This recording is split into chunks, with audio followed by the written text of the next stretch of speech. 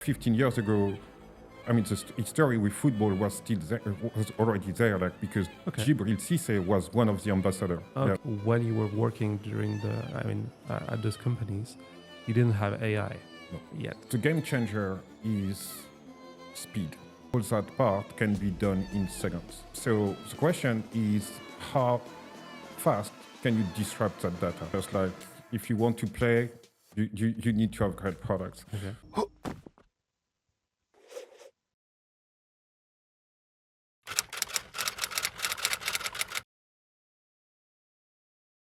Welcome to the Climb Podcast. Today we have Hugues-Yo in the episode, who worked as a senior marketing executive for a lot of different brands, Vans, Geox, Canada Goose, The North Face, maybe I'm forgetting some, but you will discover them during the episode.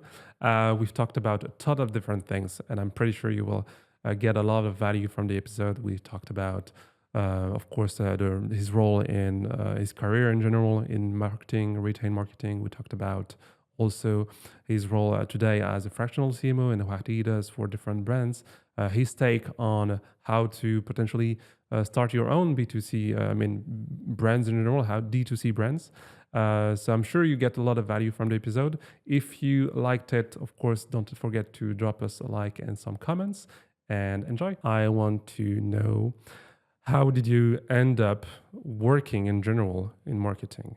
Like, what was your thought process, being young and then trying to build a career? Like, was it planned to work in those companies or did it just happen? Wow, good question. No, that was not planned, to be honest. I think there is like a bit of an opportunistic approach to it. A lot of meeting great people and kind of engage with the unknown. I'm actually, like, to be truly honest, when I was a kid or teenager, I thought like I would work in banks. I was kind of like, Wolf of Wall Street kind of thing. And well, it didn't work out so well for me. I met a few people that challenged my thinking about like, what's the purpose? What's your purpose? And I kind of like moved into creative world and started like traveling, moved to London, and then you start meeting people and that's life, Yeah, I get it. And so you mentioned like banks, because you were liking the math side of things, or was it like more like you were attracted by, I don't know, like the big financial aspect, like being a trader or something? Yeah, I think I just like fell in love with Wall Street, the movie, and it kind of like inspired me. I thought like, I want to do that. It sounded like exciting. Okay. And I did like, business schools, economics, those kind of things, actually to please my parents more than because I really wanted to do it. And then, basically it was not meant for me. I mean, I needed like more creativity in my life. Okay. Yeah. And so side note on business schools and post high school universities, do you feel like it was worth it, or was it just like for the diploma? I think I have mixed feelings about it. I think I learned a lot of things. And I also met like a lot of people, like from a network perspective. I think it was very interesting. Yeah. What I've done with it, or like how I see it like applying in my life, not so much. Okay. Yeah, I get it. And so, well, moving on to your first gig, what was like the first main job that you started early in your career? So from an international point of view, I had the opportunity actually to join Oakley as they were moving like the headquarters for the EMEA region in Zurich. Okay. So it was actually like a nice opportunity for me just to, move. So you moved to Switzerland? Yeah, move to Switzerland, live like mountains and lake. And so they just merged with Luxottica, and so the whole culture was actually changing. Okay. Luxottica is a retail company, and Oakley was really focusing on wholesale. And with that shift of culture, I had the opportunity actually to create like the retail marketing department Okay. and engage with things in companies that no one knew about. It's very funny actually to get into explaining to like CMO what's the value of the end consumer when all that relationship was delegated to a wholesaler before. So big shift in culture and good partners as well. So it was very, very exciting to work with like some of the greatest minds I've met. I mean, I will say that for all companies, right? Like because it's all about meeting people and connecting with people. But it was really, really exciting actually to accompany a company towards like the D2C transformation. Okay. Was it as well known as today? Was it already pretty big? It was, I mean, Oakley has always been big. Okay. Yeah, it was now like, I think the brand like disappeared or like went a bit quiet for some time, but it's, and you see it like from Europe, like that kind of being quiet. In the US, it has always been like super big and such a creative company. Okay. Is it Mbappe? Oh, no, it's not Oakley. Yeah, Mbappe now is one of the ambassador of the brand. Okay, yeah, that's what I thought. But I mean, to be honest with you, like 20 years ago or 15 years ago, I mean, the history with football was still there, was already there, like because Djibril Cissé was one of the ambassadors. Okay, just I didn't know launching like a very nice pair of glasses called Oil Drum at that time. So I still remember the name of the product. Okay, nice. Yeah. And so after that, you joined VF Corporation. VF Corporation, and you started to work for Vans at first. That's what. Actually, like it was very funny because at that time VF was engaging with D2C transformation as well. So I actually started working for VF here in Europe, and I was in charge of brand experience for Vans and the North Face as they were actually turning into like a retail machine. Okay. And as when we actually reached like the critical mass for both brands, I actually like focused on the North Face. Okay. Yeah. And so you spent quite some time at VF. Yeah. And so how did your role evolve and what were you pretty much doing? Because I'm always like fascinated by big companies and you have thousands of employees. And I'm like, what are these guys doing? You know, everyone is a specialist in one thing. And so what were your thing? I was actually in charge of brand experience and go-to-market. So, I mean, what's really interesting, like in companies like VF, is how they build collaboration between departments. And that's where like go-to-market becomes like something really fundamental because you get to collectively build strategies. So basically, like you sit with the product department and you roll out like products. But you also build like all the plans for the specific markets, but together with like the sales team, the logistic team. So what I would say is like collaboration is a critical thing. Mm-hmm. And that's also what I really loved in some of the US-based company I worked with is that level of go-to-market excellence where all key players get a seat at the table. Okay, I get it. And so you mentioned several things, and I'm not radio specialist in retail and so on. So you mentioned D2C, and if you also can give me like your definition of what it meant to be working in retail marketing for, let's say, North Face. So direct to consumer is really very much like a very consumer-centric job. So my job was actually to represent the consumer in everything we do. Okay.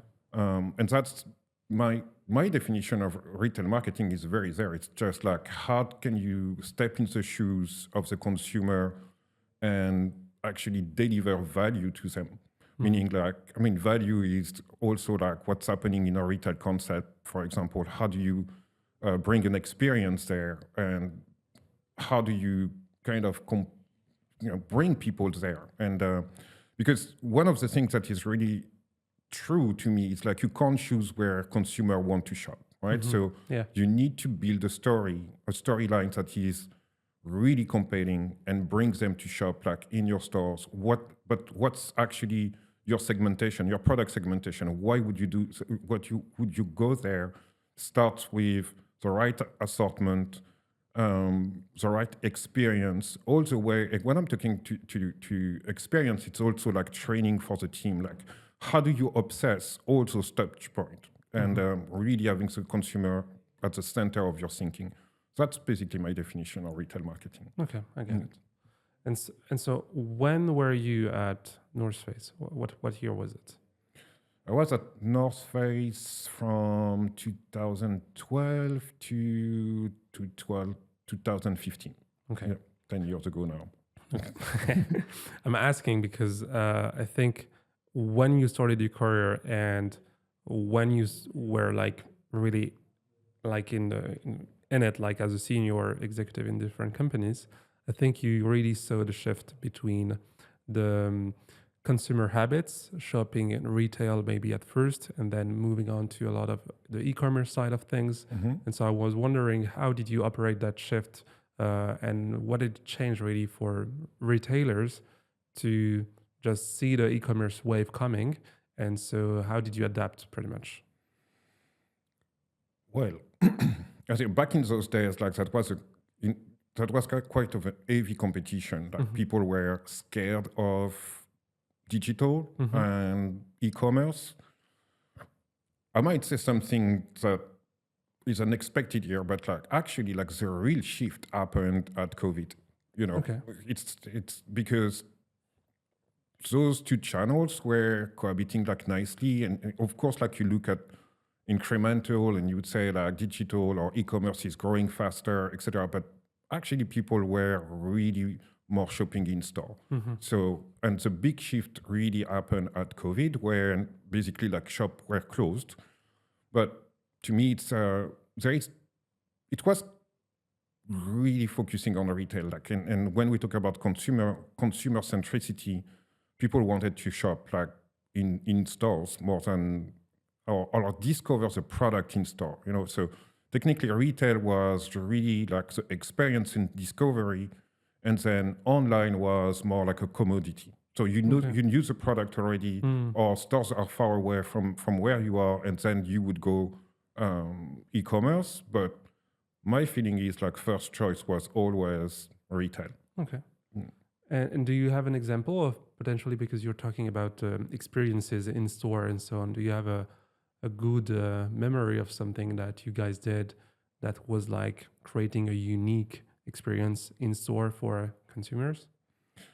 Well, I would say like all experience I built were unique, but I think it's maybe like if we jump forward to Geox, I think we had really the opportunity to rethink like the whole brand positioning, right? So basically from a well-known brand that was not necessarily expressing itself in the right way. So, you know, like if I ask you like, where do you think Geox is from? I mean, in my opinion, it's like a French company because I saw the ads on TV and, you know, the famous claim. So it's going to be in French, but la chaussure qui respire, so the shoes that breathe. And because this is the only thing I saw, I mean, I'm assuming it was French. Yeah, but that's what one of the things. Like every country thought like Geox was from their country. So if you would ask like someone in Germany, they would say it's a German brand. In France, a French brand. But actually, it's an Italian brand. Okay. And what was really, really interesting in that work of repositioning and strategic thinking is like, how do we bring like the fact like it's an Italian brand? Okay. And all of that actually started like translating into retail concepts and all the tone of voice and everything like that the brand was doing. Okay. And that actually like completely changed the experience from a consumer point of view. And really, again, like a wonderful team to work with. It was like super high tempo. We actually delivered like so much in a year, but really moving completely moving the experience completely from a well-known brand that doesn't have like a clear identity to actually an identity that translates in every touch point. Mm-hmm. Okay, I see. And so North Face, Geox, and then Canada Goose. Canada Goose for quite some years. Yeah, 5 years at Canada Goose. Again, very actually like the red kind of thread in my career is transformation. So I always joined brands at the moment where they wanted to change or evolve. And in the case of Canada Goose, it was all again like a D2C transformation. When I joined, Canada Goose had 2 stores, one in Toronto, one in New York. Online e-commerce was very small. When I left 5 years after, over 40% of the business was actually the D2C business. So just like plus double-digit growth. So very, very, very big shift toward D2C. Okay. And so what was your role again at this company? So at Canada Goose, I was heading up marketing. So basically like I moved from retail marketing to a 360 role for the brand, starting first in Zurich, whereas I was in charge of what is called international. So basically everywhere but North America gave me the opportunity to launch the brand in China, consolidate the brand in South Korea, in Japan. So really like super exciting also from a cultural point of view. And then moved to New York after 2 years actually to head up like the marketing department in the US with big shift towards like new product categories, really moving, kind of addressing like the West Coast as, it's less cold. So really like how do you reach the West Coast and the women target. So really, really exciting role and years. And you're mentioning a lot the fact that you moved around quite a lot, a bit everywhere. And so in this post-COVID era, we now are pretty much only preaching by Google Meet and Zooms and so on. How important was it for you to be on site, in countries to launch, I don't know, country to be there with the team, I don't know, in New York, to be there with the team in Zurich? Were you able to do your job remotely, or did you have to be like, in the countries? I think you need to build a feel for the country.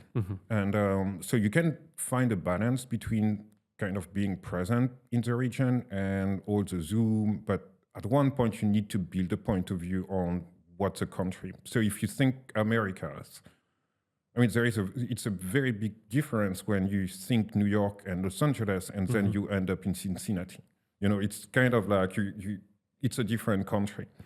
If you don't go travel and understand really what the consumer needs are in those markets, you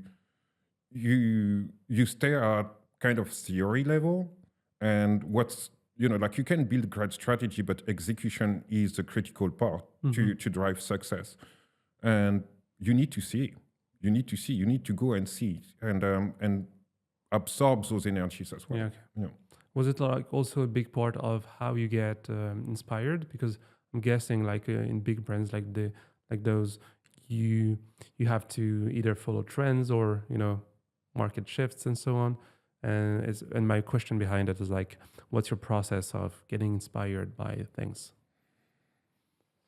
Back to the previous question. I think I love to go and observe and absorb energies, because there is kind of like your experience and then how you want to disrupt it by information you find in markets, right? Sure. Like beyond like market research, which is great.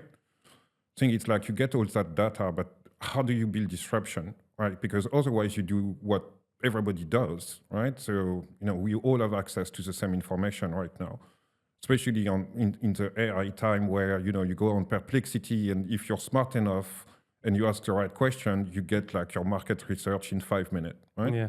So now the question is like, how do you disrupt that? Because otherwise you will start like building the same product as everybody else. You're going to target like, the same consumer. So the real thing in this part is actually how do you bring art into the science? And that's a disruption. You need to challenge yourself. And I think that challenge comes with observation, how people move, how people live. And then you can find like the bridge, let's say, and say, okay, I mean, when we launched like Canada Goose for women, for example, one of the things we've done is actually like get into skateboards, right? So, but women skateboarders, like really to think about, we had that very, very interesting statement that Canada Goose was about living in the open, right? But that's not only about being outdoor, it's actually being open in your mind. And one of the observations, like traveling in the US, is like I could not see a woman on like skateboard, and I felt like, how can we find new generation or like women of new generations that would actually connect the product to live in the open, not only in the outdoors, but mentally. And that's where we actually shot that campaign, and we had like super strong traction with women because we were actually disrupting what was expected from the brand, but also giving a voice to those women who wanted to do things differently. Okay. And so you're talking about campaigns. Was it part also of your scope sometimes to handle campaigns, marketing campaigns, I'm guessing? Yeah. And so a big question for me also is when I'm seeing campaigns in the subway and bus stations and so on, sometimes it's just like brand awareness and that's about it. How do you measure the impact of such campaigns, What's your how do you define like the first success KPI when you start thinking about shaping a campaign? So it really depends on where you are in your funnel. One of the things is like no one buys product from brands they don't know. So reaching a level of awareness is really, really the key of the funnel. So now we have talks like in marketing about how short that funnel has become, right? So it's kind of like see now, buy now, versus like, a few years ago, I would talk about like, we build awareness. But thing is, to your question, we need to build awareness that sells. Okay, we are all in sales. Let's be honest, like, I'm a marketeer, yes, but the ultimate goal is to sell the right product to the right consumer. Okay, so that's a consumer-centric part of it, but we are all in sales. So basically, like, awareness alone is not like the kind of killer KPI. So you need to really be focusing on sales. Okay, I get it.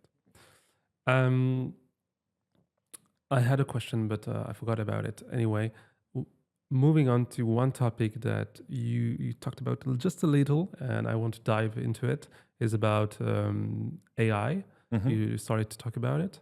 I'm guessing the answer is no, but when you were working at those companies, you didn't have AI yet. And so now today that you're a consultant, like a fractional CMO, advising a lot of different companies, how do you see the impact of AI for retail marketers? The game changer is speed. So I was mentioning like market research, for example. So, like before you had like the strategy team, driving insights, and you would have like 2 sessions a year. A lot of things would be research, quantitative data, a bit of qualitative data. Now all that part can be done in seconds, right? So, and to be honest, like I'm blown away by what you can get from, again, like the Perplexity or like ChatGPT research. It's actually really good, right? So the question is how fast can you disrupt that data? You know, I'm kind of like going into my loop, but that's a greatest opportunity with AI is how fast you can disrupt things. Okay, I get it. And so, is it something like I'm just thinking about D2C brands that you meant. I mean D2C in general, and I wanted to jump on one thing because you said that before that awareness was like the main thing. Of course, you have to be well known to get sales, but when I'm browsing my Instagram feed, sometimes I don't know the brand. I just have a super cool ad, and I'm buying the stuff. So the cycle is much shorter, and I don't need to know really well the brand because I'm getting obsessed by just one piece of content. And so, just wanted to get your take on that. How do you see this shift operating? And probably simple question to start with: if I am to more like a brand and I want to sell stuff, what would be like the first thing I should think about to start my go-to-market? First, like make great products. That's the standard. I mean, exactly. Just like if you want to play, you need to have great products. Okay. And as we said, actually, like the whole funnel exercise is a lot shorter because I mean there is so much information available in the market right now. So you see cool stuff on Instagram, you click, you buy, right? So that's how fast it is. I think like it was some survey like recently like get out about like, attribution and the number of clicks you make before you buy. Yeah. And that came from like, 12 clicks to 3 clicks. Exactly. It's a very example you just give us. The question is, again, how do you create a meaningful connection? So if I say like, what kind of caught your attention in that very, very noisy world we are living right now? And that's where creativity is critical because how do you become seen in, like you've probably like browsed like the equivalent of the Eiffel Tower on Instagram yesterday. Yeah. So how do I catch your attention? So you need to really build something different. Say have something different, right? That catch attention. And that's where I think, like using technology, you can also now produce so much more content, right? So, like again, AI discussion, you can, like produce so much more content, A/B test it, and really like push the content that is most relevant to your audience. So that's the thing. I would say today, have great product, use the technology to create assets that you can test and test, A/B test, right? But based on your creativity, right? So the thing is like, when it comes to creative, I would say don't get the algorithm or AI to tell you what to do, just challenge, right? Yeah. Because you can produce at scale. Yeah, I get it. I think the hard part in what you're saying is to be creative. And this is where like people are a bit lost because you can ask ChatGPT, how can I be creative, or give me 10 ideas and so on. But in the end, everyone is getting the same stuff. And so I'm just wondering about, it's like the hardest thing, I think, for people to just be different in a world where everyone wants to be different, So I don't know if I am like, if I want to launch a brand tomorrow and I come to you for advice and you're telling me, okay, you have to be different. How should I be different? Well, that's where like your team is key, right? Because, I love like open strategy, for example, because it's really getting into... Is it like a proper concept? Yeah. Okay, I don't know about it. Yeah, open strategy is basically like bringing in as much as your team as possible, right? So you would say, I'm in marketing, should I speak to finance? Of course it's kind of like that's where sometimes the Okay. disruption would come from. Okay. Because You're not thinking about a marketing campaign talking to finance, but you should. Exactly. It's just like bring like as many opinion, let's say opinion. Okay. Bring as much opinion and kind of accept the disruption, right? So I think we live in a super busy world. So I would probably get more creative or challenged if I talk to you about a campaign than if I lock myself in the marketing room and we find ourselves geniuses. We need to bring the disruption. So what I'm talking about open strategy is we because of the speed of production now, we also have the opportunity to bring more insights from within. Okay, I get it.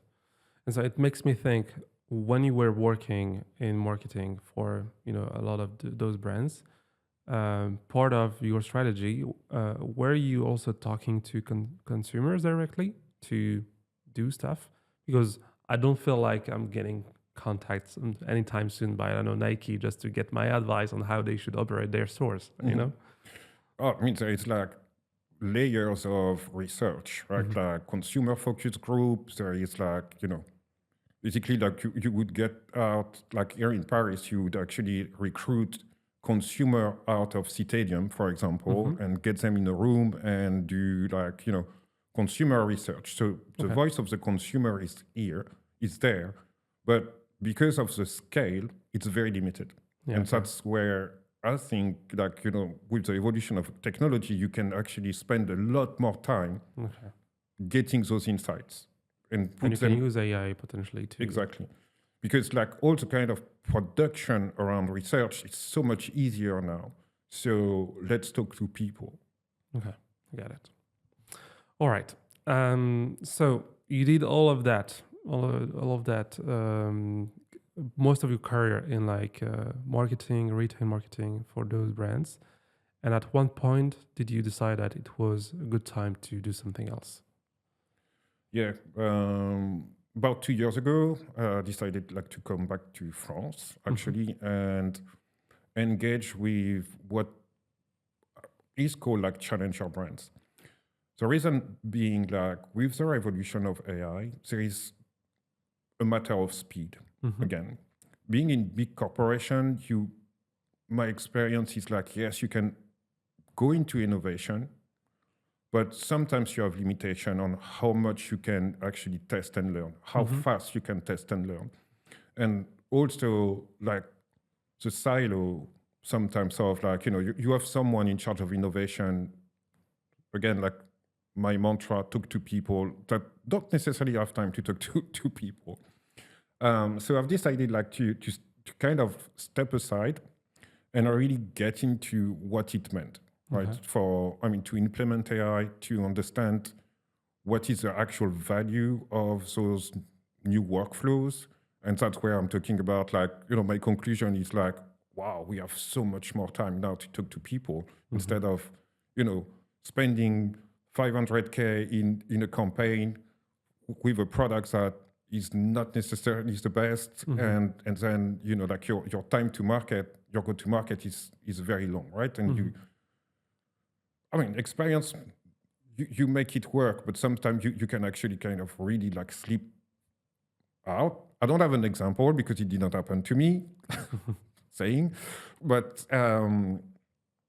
so yeah, the opportunity is really like for challenger brands to catch up with big players so much faster. And we see also like there is a lot of consumer fatigue with big brands at the moment. So yeah, engage with challenger brands, implement new workflow, implement that in that workflow, that talk to people. That's the greatest opportunity. And I love it, right? So, and also like what's really fun for me now, it's not only about strategy, because with the new tools, you get to do a lot more things, right? So I've been sitting in what is called like the ivory tower for a long time, managing teams. Now, like in the last 18 months, I've become more knowledgeable in SEOs and like in the last 15 years. So I think it's it's really, and I think it's also the new way forward, right? Like the funny thing is just like, from a mental model point of view, there is a great opportunity to really become bridges. So really like getting like, maybe like deeper in different disciplines that we were able to do before, just time management, and really think of marketing strategy and execution at the same time. That goes along like, that shorter funnel now. So it's kind of like really exciting on that perspective. Okay. Actually, I have to thank you again because you just mentioned the teams and you reminded me of the question I forgot. So it was about the fact that I guess you had to hire a ton of people along those years. And if you have to give today a piece of advice for people starting their career in that kind of area, what would it be like? What would be like potentially some top stuff that you were looking for when you were hiring people? Was it about just skills and their diploma, or is it? No, I think like back to the diploma thing. I think like nowadays, like diplomas are quite not useless, but like less relevant. Like information is available, right? So what I always looked into is mindset. It's really like the most important. You can learn skills, right? So so soft skills, the growth mindset, the way you ask questions is the most important part. And I think like when people get into, candidate to jobs, I think it should be like it's a dance together. So ask questions. That's what makes you stand out in any interviews, right? So own the space. And what I was looking into is people who actually challenge me. Yeah, I get it. Because I'm actually hiring people. And if you're seeing this podcast, if you want to join, I'd be happy to have discussions with you because we're hiring like two designers, one creative lead, one designer, one studio lead in London, and also a project manager. And then anyway, part of that is like just wanted to ask you, what are potentially some top questions you love to ask during interviews, like things that are a bit different? I mean, my favorite question is what's important to you? Okay. Because it questions values. And again, like from a growth mindset, it's really important. And my second best question is how do you want to be managed? Oh, okay. Yeah. Okay. That's a good one. Yeah. And you had answers that you didn't expect sometime? Oh, I mean, that's a funny one because like, people don't expect it like most often. And no, actually, like, it's answers are, it's a funny moment because like, people don't know how much they can say at the moment because again, like that's a dance. So you need to make them easy with the answer. Yeah. Okay. Yeah. Okay, I got it. So going back now to what you're doing today. So you mentioned challenge your brands. Is it like a thing that is something you called like this? Challenge our brands. Yeah. Yeah, it's like your like company name or something. No. Actually, challenge our brands are like for example, if we take sports for example, now you have Nike, right? On is a challenger brand. It's a smaller size brand. Okay, challenger brand. Right. Okay, I get it. Okay, sorry. Okay, and so today you're now in this role. So what are you exactly doing today? Because the question before was like, how did you when did you decide to do something else? And now, what are you really doing today? So I'm basically like managing 3 kind of verticals. I'm acting as a fractional CMO for, let's say, those challenger brands who actually really want, it's again like transition time. So startups, scale-ups, or most likely scale-ups who actually want to get into, those moments where they need to accelerate or pivot, and they need actually like strategic support to not only having like a a nice strategy booklet, but also understand how to execute. So I'm really much like enjoying this part. Also like a board advisor for startups and scale-ups again, which is really fun, as my job is basically asking questions and not having answers. And I'm doing a bit of business coaching as well for different size brands. Okay, get it. And so, are you specialized in any industry specifically, or is it like a... No, actually, like that's one of the funny thing about being like 20 years in your career. The only thing that is, there is something common to all industries. You have a consumer. Yeah. And basically, like everything I do is around consumers. So whether you're a SaaS or like a fashion brand, or I'm working with like a company who's really like in B2B, like doing something very specific, like selling an app. Actually, like the whole mindset is the same. You have a consumer, right? And you need to build a brand because no one buys from someone they don't know. So technically, like I'm really enjoying like all kind of categories right now, and I strongly believe like marketing is the same. B2B or B2C, you are a consumer. I see. Okay, well, we've covered a lot of your career, and I do have like some additional questions. So this is going to be for the last part of the episode. One thing always that I love to hear about is like anecdotes from people. And so I'm guessing, being in a marketing role in big brands, did you end up meeting famous people? Wow. Different scale, yes. Once flew all the way to Seattle to meet with Pete Nordstrom. For people who don't know Pete Nordstrom, he was like kind of one of the... I mean, Nordstrom is the biggest like retail chain in the US. And he was actually... people thought like he would go into politics and could be like the next like US president. Okay. So I got to meet Pete Nordstrom. I was actually very jet lagged, and he was like, it was really like an interesting meeting because like the guy is sharp. It's kind of like you get 15 minutes with those kind of people, and then you understand like there is something different about them.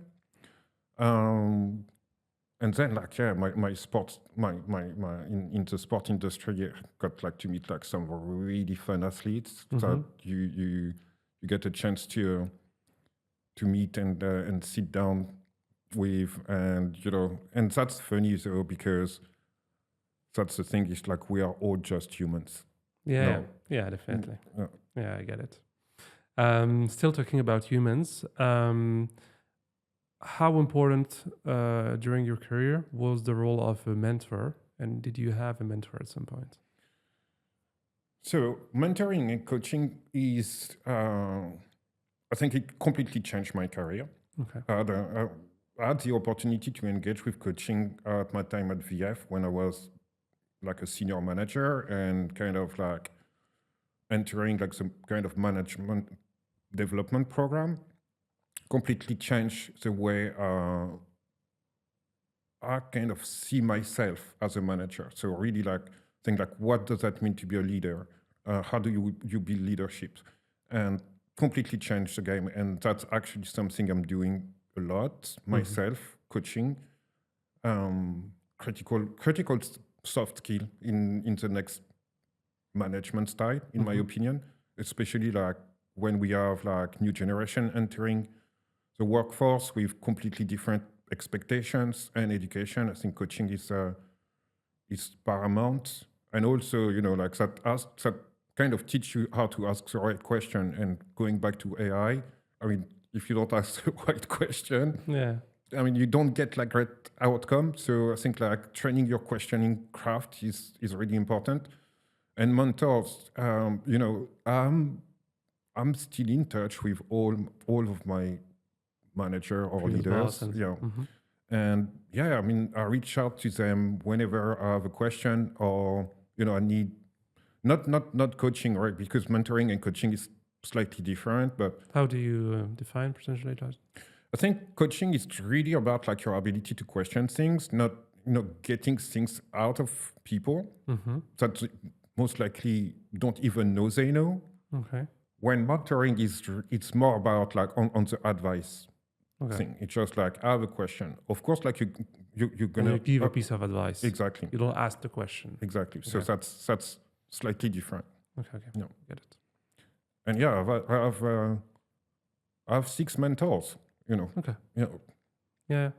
I think, I mean, this is something that has been, I don't know, I think I didn't like name those people like properly mentors, but definitely seeing people during my, I've been working on websites for 12 years, but I started at 18. So now I'm 30. Of course, it's like a long time, but still I do have a lot of things to achieve. And I think meeting people that had that were like, of course, older than me and that had extensive background, great experience, and so on. It's really helped me just to at least break that glass ceiling that I had personally. And so I think this is how I'm seeing the role of a mentor. Most of the time, it's just to enable me in my mind, just to say it's possible. I can do it, And so this is why I wanted to ask you that. I think it's. You're right. It's about the glass ceiling, and often, the role of the mentor or coach is actually to give you that space, and or more likely because you're in that approach, it's actually give that space to yourself, and that's like with all the noise around us right now, like that's something like I think that should be mandatory. It's. I was actually in a coaching, mentoring forum, or a few weeks ago, and came a concept that was really interesting to me about the Pilates of thinking. Just like you need to take the time to think, right? Like people are doers. You do. Take the time to think. But put 1 hour in your agenda a week just to think. Yeah, I get it. And so, linked to that, is there do you have some resources you go to, I don't know, things you always look for, like during your weeks, like it can be a newsletter or a book you recommend, like resources? I think like I do a lot of research because of the quality of that time.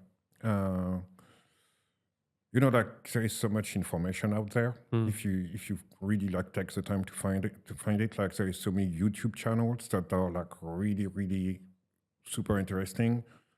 I will sound like very, very easy here, but I love to just like go into TEDx, for example, and just like once a week, I just like pick a topic and just like listen to a few talks about it. Okay.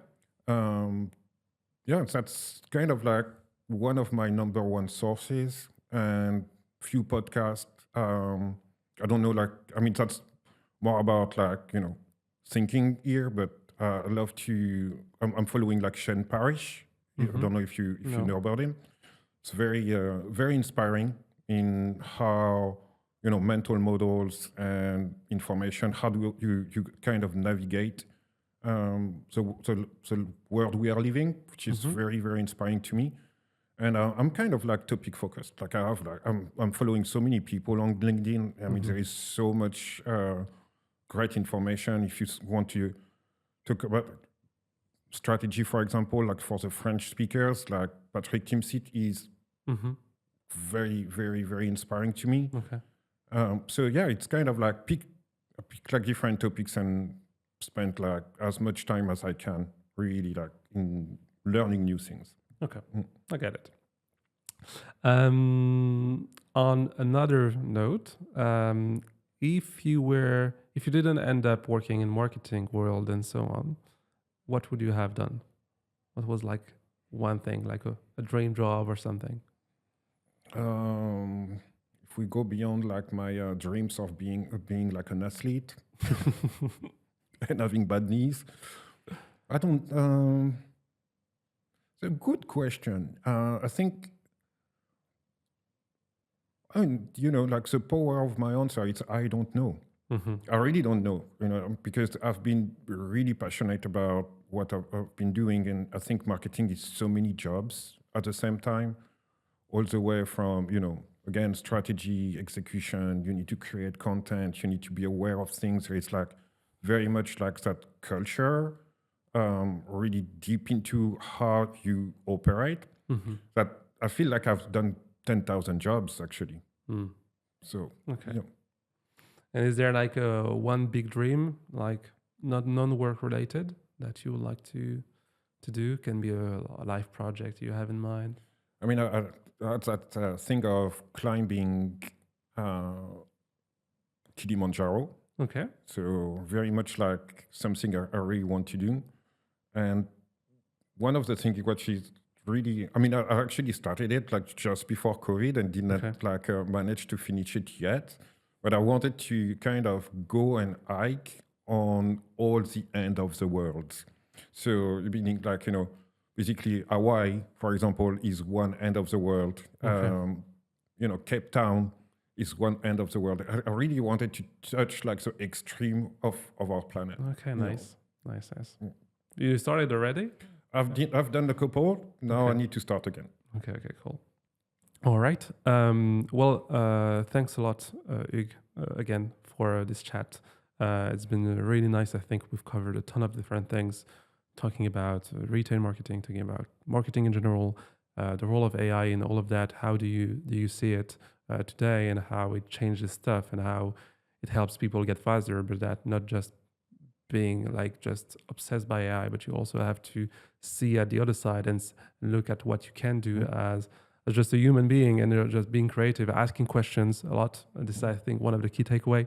Asking the right questions is as important as getting the right answers. So thanks a lot for sharing all of that. Thanks a lot. Thank you very much. And last question for you is, if people want to reach out to you for anything, what would it be? You mean like if you can help people? I mean, because today you have this fractional CMO role, etc. What are different topics people come to you for? Transformation. That's really what people are coming to me now. Okay. So it's really like the biggest question, the more frequent question I have is like, we don't know how to do it. And that makes me very excited, because we need to sit down and figure it out. Okay. Yeah. Well, if you don't know how to do it, then you can reach out to Hugues. Thank you very much. Thanks a lot.